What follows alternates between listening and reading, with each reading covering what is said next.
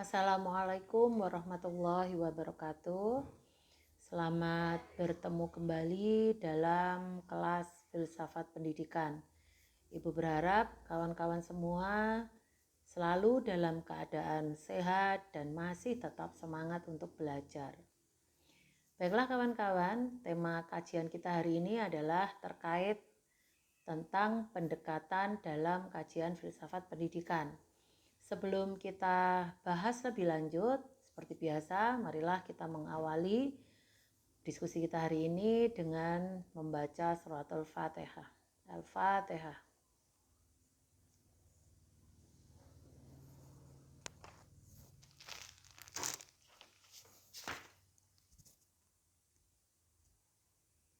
Terima kasih. Oke, hari ini kita akan mendiskusikan tentang pendekatan dalam kajian filsafat pendidikan. Tema ini berkaitan erat dengan tema-tema yang sudah kita diskusikan pada pertemuan sebelumnya, terutama ketika kita membahas tentang pengertian, ruang lingkup, dan manfaat dari filsafat pendidikan. Sebagaimana sudah kita ketahui bahwa filsafat pendidikan itu memiliki 3 manfaat yang sangat penting bagi pelaksanaan pendidikan.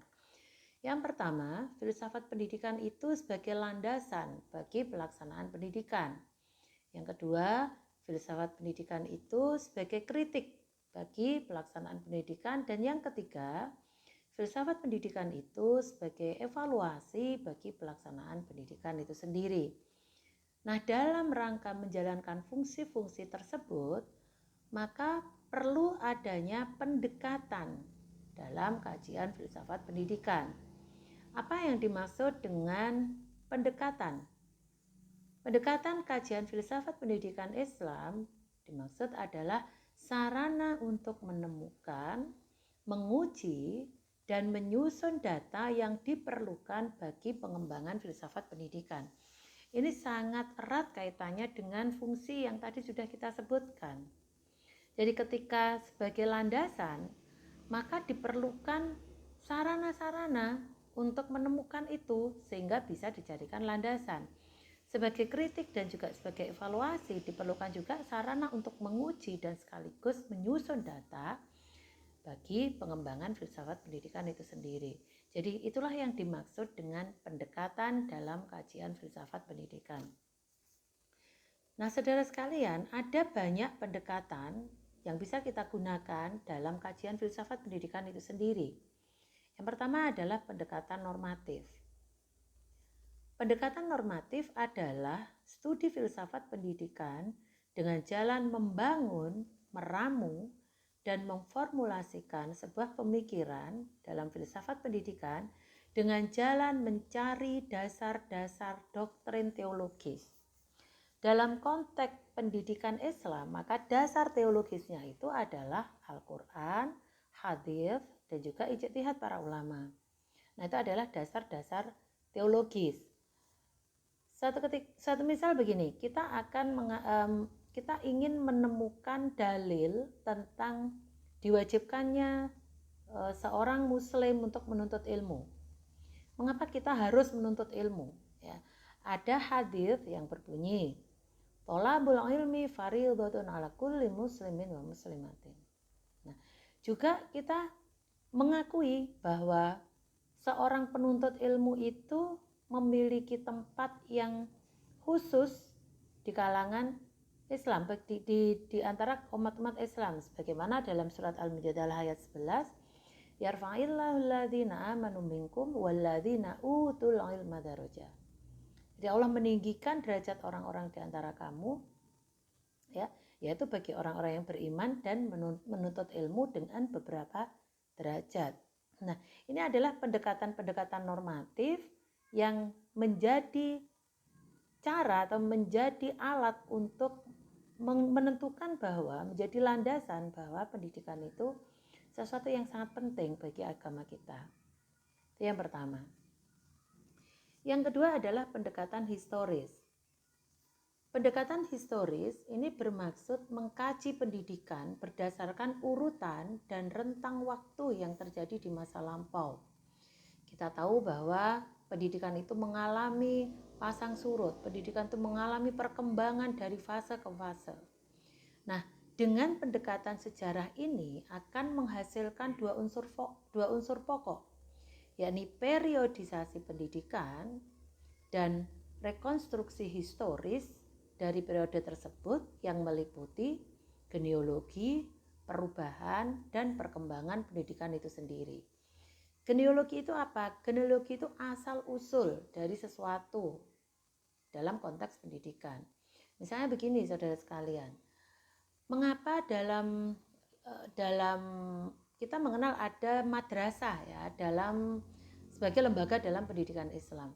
Nah, mengapa muncul madrasah itu? Genealoginya bagaimana? Sejarahnya bagaimana? Kok akhirnya kita mengenal ada lembaga pendidikan formal yang kita sebut dengan madrasah. Tentu saja madrasah tidak muncul begitu saja, tetapi ada lembaga-lembaga pendidikan yang itu merupakan genealogi atau asal-usul dari madrasah itu sendiri.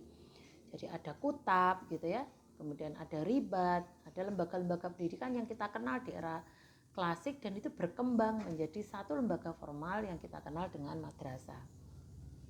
Jadi dengan pendekatan historis ini kita akan mengetahui perkembangan pendidikan, periodisasi pendidikan dan peristiwa-peristiwa penting apa yang terjadi dalam setiap periode tersebut. Itu adalah pendekatan historis. Nah, jadi pendekatan historis ini juga menjadi salah satu pendekatan penting dalam kajian filsafat pendidikan. Sebab dengan kita membaca sejarah, kita akan bisa membuat sebuah rekonstruksi ya, bentuk pendidikan kita itu seperti apa. Yang berikutnya adalah pendekatan bahasa atau pendekatan linguistik. Ya.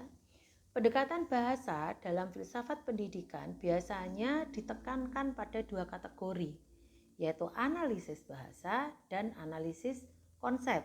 Oke. Analisis konsep bermaksud menganalisis kata kunci dari sebuah konsep. Sedangkan analisis bahasa bermaksud mengetahui arti sebenarnya dari suatu hal. Kita pernah mengkaji, saudara sekalian, di kelas kita tentang pendidikan Islam itu sendiri. Nah, dengan menggunakan analisis konsep, kita akan menggali sesungguhnya kata pendidikan Islam itu dari kata apa. Ya, dulu pernah kita diskusikan. Setidaknya ada 3 kata yang bisa kita gunakan dalam konteks pendidikan Islam, yaitu ada kata tarbiyah, ada kata taklim, dan ada kata takdib. Dengan menggunakan pendekatan linguistik ini, kita akhirnya bisa menemukan secara konkret definisi dari pendidikan itu sendiri. Sama halnya ketika kita akan mendefinisikan guru atau pendidik, siapa sih pendidik itu? Maka kita perlu menggunakan pendekatan linguistik ini. Begitupun ketika kita mendefinisikan peserta didik, kurikulum, evaluasi, dan sebagainya, perlu kita gunakan pendekatan linguistik. Baik, berikutnya adalah pendekatan kontekstual. Saudara sekalian, pendekatan kontekstual diarahkan pada situasi dan kondisi sosiologis dan antropologis. Aspek sosiologis dan antropologis pendidikan ini dibedah sedemikian rupa sehingga diketahui relevansinya dengan tujuan pendidikan yang telah ditetapkan. Contoh nyata dari pendekatan kontekstual itu adalah praktik pendidikan yang kita lakukan sekarang ini. Banyak orang yang mengeluh ya karena kondisi new normal ini memaksa kita untuk melakukan pendidikan jarak jauh atau belajar jarak jauh. Banyak yang mengeluh, ini berarti mengurangi tatap muka, berarti tidak ada komunikasi langsung antara guru dengan siswa. Nah, jadi saudara sekalian, dengan pendekatan kontekstual kita akhirnya memahami bahwa situasi kondisi baik secara sosiologis maupun antropologis itu mengharuskan kita untuk merubah paradigma pendidikan kita dari paradigma teacher centered atau yang berpusat pada guru menjadi student centered, berpusat pada siswa. Belajar jarak jauh menuntut keberadaan student centered learning. Jadi ketika belajar itu dipusatkan pada siswa, sebab situasi kondisi kita memang memaksa seperti itu. Itulah yang disebut dengan pendekatan kontekstual. Baik, berikutnya adalah pendekatan filsafat tradisional. Jadi saudara sekalian, ketika kita berbicara tentang filsafat tradisional, di dalamnya kita akan membedah kembali aliran-aliran filsafat dari mulai periode klasik sampai periode modern. Ada aliran rasionalisme, ada aliran empirisme, ada aliran kritisisme, perennialisme, pragmatisme. Nah, dan aliran-aliran itu akan kita cari relevansinya dengan pelaksanaan pendidikan Islam itu sendiri. Maka ingat, dalam salah satu kajian kita, dalam beberapa kajian kita itu adalah ketika kita membedah berbagai aliran dalam pendidikan dan kita cari relevansinya bagi pelaksanaan pendidikan di era saat ini. Maka itulah yang disebut dengan pendekatan filsafat tradisional. Baik, berikutnya adalah pendekatan filsafat kritis. Berbeda dengan pendekatan sebelumnya, yaitu pendekatan filsafat tradisional, maka kita menggunakan aliran-aliran filsafat untuk mencari formula pendidikan yang relevan di era sekarang. Tapi dalam pendekatan kritis ini justru tidak. Di dalam pendekatan kritis ini ada 3 ciri. Yang pertama, kajian filsafat diarahkan pada perumusan ide-ide dasar terhadap objek persoalan yang sedang dikaji. Nah, perumusan ide dasar itu diusahakan untuk terciptanya cara berpikir yang kritis. Cara berpikir yang kritis itu yang bagaimana? Cara berpikir kritis itu adalah cara berpikir yang terbebas dari dogma-dogma dan fanatisme. Itu menjadi ciri yang ketiga dari kajian kritis. Jadi dalam pendekatan filsafat kritis ini justru kemerdekaan intelektual bagi seorang individu itu sangat diberi ruang yang seluas-luasnya. Sehingga dengan pendekatan kritis ini diharapkan akan muncul ide-ide baru yang betul-betul fresh, yang betul-betul relevan untuk era sekarang. Itu adalah pendekatan kritis. Artinya bahwa dalam kajian filsafat pendidikan itu tidak menutup ruang bagi ditemukannya ide-ide baru yang bisa jadi ide itu sama sekali belum ada pada era-era sebelumnya. Oke, berikutnya adalah pendekatan hermeneutika. Ya. Dalam hermeneutika ini ditekankan pada penafsiran teks-teks klasik atau teks asing sehingga menjadi milik kita yang hidup di zaman ini. Dalam tema-tema kajian kita ada tema-tema tentang living kitab. Apa maksudnya? Living kitab itu maksudnya kita mengkaji kembali kitab-kitab warisan klasik tetapi kita gunakan dengan pendekatan hermeneutika supaya teks-teks itu bisa hidup di era sekarang. Ada salah satu tema kita yaitu kajian tentang kitab Ta'limul Muta'allim. Nah, kita akan mengkaji pesan-pesan dari kitab tersebut untuk bisa kita aktualisasikan di era sekarang. Salah satunya di dalam kitab Ta'lim itu ada ajaran untuk ta'dhimul lil ustadzi atau hormat kepada guru. Bagaimana kita membawa pesan-pesan dalam kitab Ta'lim itu untuk kita aktualisasikan di era sekarang itu butuh pendekatan hermeneutika. Sehingga kita tidak menyajikan kitab tersebut dengan cara yang kaku, tetapi kita bisa menghidupkan kembali pesan-pesan substansi dari kitab itu untuk pembentukan karakter peserta didik di era sekarang. Baik, yang terakhir adalah pendekatan perbandingan. Pendekatan perbandingan ini sangat penting bagi filsafat pendidikan dalam rangka memberikan kritik dan juga sekaligus memberikan evaluasi bagi pelaksanaan pendidikan. Contoh konkretnya begini, saudara sekalian. Dulu kita menerapkan kurikulum berbasis isi atau kompetensi based kurikulum. Nah, berbagai evaluasi, berbagai koreksi itu menuntut kita diadakannya perubahan kurikulum. Maka dari content based kurikulum itu diubah menjadi kompetensi based kurikulum di tahun 2004. Tetapi ternyata di kalangan masyarakat kita ada kegelisahan ketika diberlakukannya kurikulum berbasis kompetensi tersebut.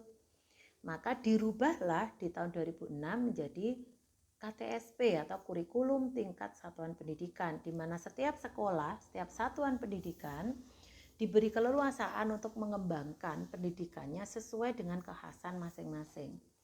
Lalu dievaluasi lagi, dibandingkan lagi dengan era sebelumnya, dan sekarang kita perlakukan kurikulum 2013 gitu. Nah, di kurikulum 2013 itu juga ada ukurannya, ada standarnya, yaitu standarnya dengan kerangka kualifikasi nasional Indonesia. Jadi keputusan-keputusan, policy-policy di bidang pendidikan itu banyak dilakukan dengan membandingkan konsep, teori, aplikasi dari pendidikan di era sebelumnya dengan era saat ini supaya terjadi sintesa antara dua pemikiran itu. Atau begini, kita mengenal dalam teori pendidikan itu ada teori behaviorisme. Nah, itu dianalisis konsep itu, dikaitkan dengan teori konstruktivisme. Dari behaviorisme dan konstruktivisme ini dicari titik temu sehingga ditemukanlah sebuah sintesa yang lebih relevan dengan pendidikan di era saat ini, atau yang relevan dengan pendidikan di mana pendidikan itu diterapkan. Jadi itulah saudara sekalian berbagai pendekatan dalam kajian filsafat pendidikan. Nah, pendekatan-pendekatan itu digunakan dalam rangka memperkuat fungsi filsafat pendidikan Islam baik sebagai landasan, sebagai kritik maupun sebagai evaluasi bagi pelaksanaan pendidikan itu sendiri. Terima kasih untuk hari ini. Akhiran, wassalamualaikum warahmatullahi wabarakatuh.